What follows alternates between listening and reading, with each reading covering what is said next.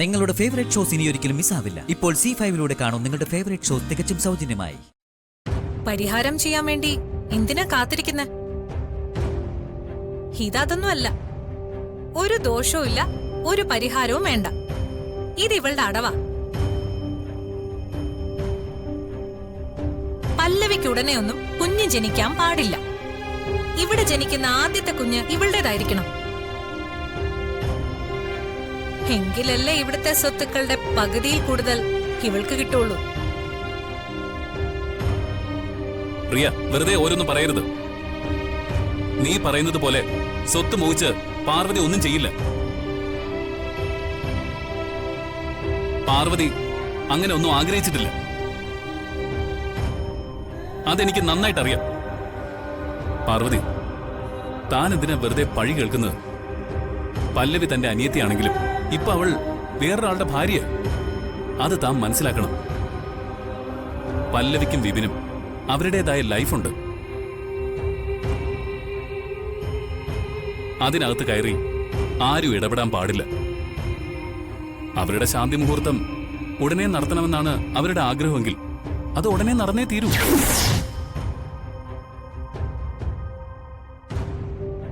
അത് തന്നെയാ വിശാൽ ഞാനും പറയുന്നത്. പല്ലവിയുടെയും വിപിന്റെയും ശാന്തി മുഹൂർത്തം ഉടനെ നടത്തണം. പല്ലവി, നിങ്ങളത് പ്ലാൻ ചെയ്തോളൂ. ഇനി അതിന് ഇവിടെ ആരുടെയും തടസ്സം ഉണ്ടാവില്ല.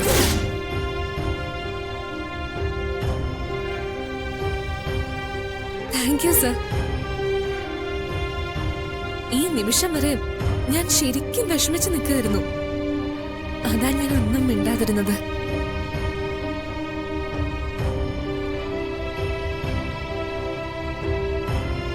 ഇപ്പോ എനിക്ക് വളരെ സന്തോഷായി. എന്റെ വിഷമം തിരിച്ചറിഞ്ഞത് അമ്മയാ.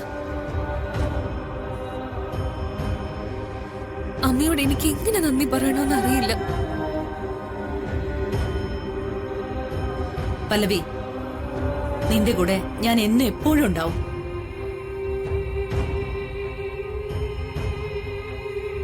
വിശാൽ, ശാന്തി മുഹൂർത്തം നടത്താൻ തീരുമാനിച്ച സ്ഥിതിക്ക് അതിന്റെ ഒരുക്കങ്ങളെല്ലാം പാർവതി നടത്തട്ടെ. വിപിനും പല്ലവിയും തമ്മില് ശാന്തി മുഹൂർത്തം നടത്തുന്നതില് പാർവതിക്ക് എതിർപ്പില്ലെങ്കിൽ പാർവതി അത് കൃത്യമായി ചെയ്തിരിക്കും. അല്ലേ പാർവതി? പാർവതി, അമ്മ പറഞ്ഞ നീ കേട്ടില്ലേ? വിപിന്റെയും പല്ലവിയുടെയും ശാന്തി മുഹൂർത്തത്തിന് വേണ്ട ഏർപ്പാടുകൾ താൻ തന്നെ ചെയ്യണം. തനിക്ക് എന്തെങ്കിലും പറയാനുണ്ടെങ്കിൽ ഇപ്പൊ പറയണം. എല്ലാം പാർവതി ചെയ്തോളൂ.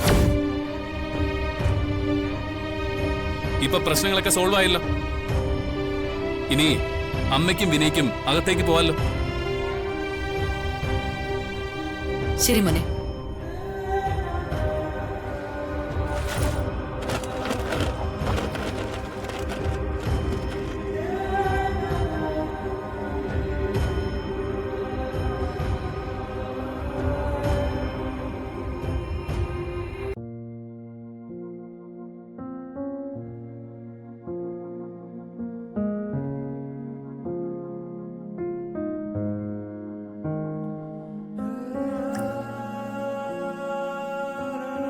ഒടുവിൽ എന്റെ പ്രാർത്ഥന ദൈവം കേട്ടു.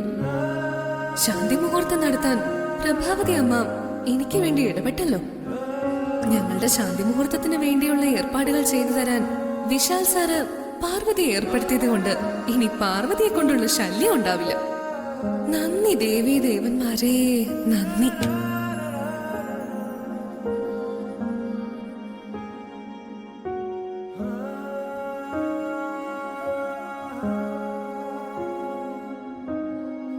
ഏതായാലും ബെഡൊക്കെ ഒന്ന് റെഡിയാക്കി ഇട്ടേക്കാം.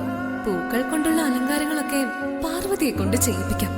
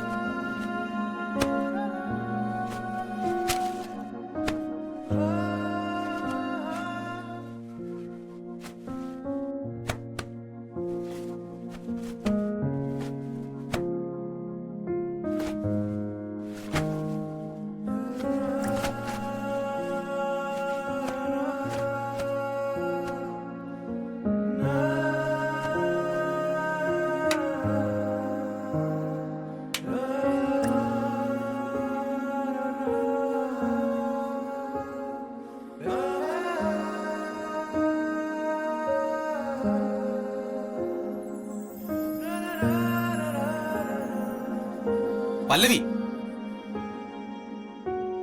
നീ എന്താടി കരുതിയത്? അമ്മയെ ഇളക്കി വിട്ട ശാന്തി മുഹൂർത്തത്തിന് സമ്മതം വാങ്ങിക്കഴിഞ്ഞാ ഉടനെ ശാന്തി മുഹൂർത്തം അങ്ങ് നടക്കുന്നോ? ഒരിക്കലും ഇല്ല. വിപിൻ സാറേ, പല്ലവി, നമ്മുടെ ശാന്തി മുഹൂർത്തം നടക്കണമെങ്കിൽ നീ മാത്രം വിചാരിച്ചാ പോരാ, ഞാനും കൂടി വിചാരിക്കണം. അതിപ്പോ സാറ് പറഞ്ഞിട്ട് വേണോ ഞാൻ അറിയാൻ? അതൊക്കെ എനിക്ക് അറിയാം സാറേ. അറിയാലോ? ആ, നന്നായി. എന്റെ മനസ്സ് അനുവദിക്കാതെ ഒരിക്കലും നമ്മുടെ ശാന്തി മുഹൂർത്തം നടക്കാൻ പോകുന്നില്ല. ഞാൻ അതിന് തയ്യാറാവണം. തയ്യാറാകണം. അതിനിപ്പോ എന്താ കുഴപ്പം? കുഴപ്പമുണ്ട്. എന്ത് കുഴപ്പം? ആരോഗ്യപരമായി എന്തെങ്കിലും പ്രശ്നമാണോ സാറേ? എടോ, ഞാൻ സീരിയസ് ആയിട്ട് ഒരു കാര്യം പറയുമ്പോ താൻ അതിന്റെ ഇടയ്ക്ക് കയറി അനാവശ്യ ചോദ്യങ്ങളൊന്നും ചോദിക്കരുത്. അങ്ങനെ എന്തെങ്കിലും ആരോഗ്യ പ്രശ്നങ്ങൾ ഉണ്ടെങ്കിൽ എന്റെ ജീവിതം മുഴുവൻ നശിച്ചു പോകും. എന്റെ പ്രതീക്ഷകൾ പാടെ അസ്തമിക്കും. ദേ, ഒരെണ്ണം തന്നോണ്ടല്ലോ, പിന്നെ നീ കണ്ണു തുറക്കാൻ 3 ദിവസം എടുക്കും. എന്താടോ തന്റെ പ്രതീക്ഷ?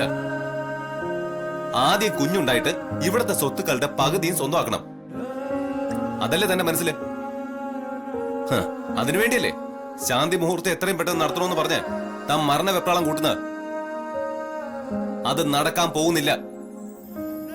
ആദ്യം ഈ വീട്ടിൽ പിറക്കേണ്ടത് വിശാലേട്ടന്റെ കുഞ്ഞ്. അതിനുശേഷം മതി നമ്മുടെ കുഞ്ഞുങ്ങളെ പറ്റിയുള്ള ചിന്ത. സാറേ, ഞാനൊന്ന് പറയട്ടെ. താൻ ഇനി ഒന്നും പറയണ്ട, എനിക്കൊന്നും കേൾക്കാൻ വേണ്ട. നമ്മുടെ ശാന്തി മുഹൂർത്തം എന്തായാലും ഇപ്പൊ നടക്കാൻ പോകുന്നില്ല.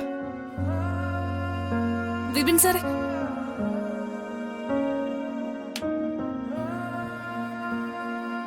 വിപിൻ സാർ ഇങ്ങനെ ഒരാളായി പോയല്ലോ.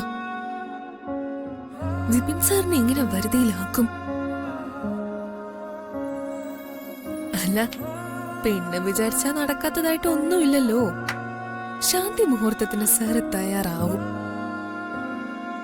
ഇല്ലെങ്കിൽ ഞാൻ തയ്യാറാക്കി എടുക്കും. ഡൗൺലോഡ് ചെയ്യൂ C5 ആപ്പ്. കാണൂ എല്ലാ എപ്പിസോഡുകളും സൗജന്യമായി.